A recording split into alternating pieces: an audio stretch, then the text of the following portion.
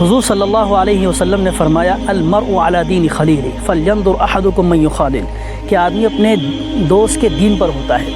لہذا تم میں سے چاہیے کہ دیکھ لے کہ وہ کس کی دوستی پر ہے، یعنی کس کو دوست بنا رہا ہے۔ آج کل ہمارے دوست ہوتے ہیں، اور انسانی معاشرے میں بھائیوں کے ساتھ ساتھ دوستوں کا بھی ایک کردار ہوتا ہے، ہر شخص کا کوئی دوست ہوتا ہے۔ لہذا اگر ہم اسلامی نقطۂ نظر سے، اسلامی پوائنٹ آف ویو سے اگر دیکھیں،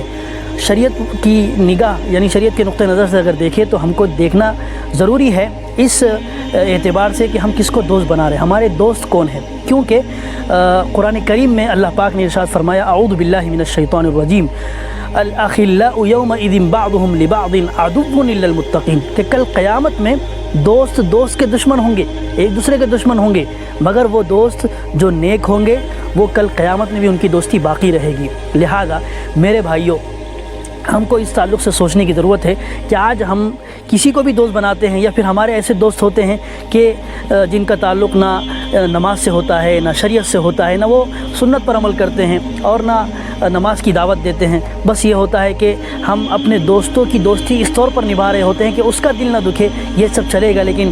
اگر خدا نخواستہ اس میں اللہ کے حکم کی پامالی ہو رہی ہو، نبی کی سنت پر عمل نہ ہو رہا ہو، یہ ہم کو چل جاتا ہے، ہم اس کو برداشت کر لیتے ہیں، لیکن ہمارا دوست ناراض نہ ہو جائے، ہم اس کو برداشت نہیں کرتے ہیں۔ اس تعلق سے سوچنے کی ضرورت ہے، کیونکہ یہ دوستی اگر اس دوستی کا بیس اور اس کی بنیاد اگر نیک اعمال ہے، نیکی کی راہ پر چلنا ہے، تو بہت اچھی بات ہے۔ اگر خدا نخواستہ ہم دوستی نبھا رہے ہیں اور اس دوستی میں دینداری نہ ہو، اس دوستی میں اگر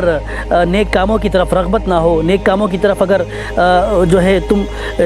دوست اگر نہیں چل رہے ہو، تو پھر وہ دوستی کام کی نہیں ہے، کیونکہ صرف ایک دوست کا ہمدردی جتانا یہ جو ہے دنیاوی اعتبار سے تو کافی ہو جائے گا، لیکن کل قیامت میں اور آخرت میں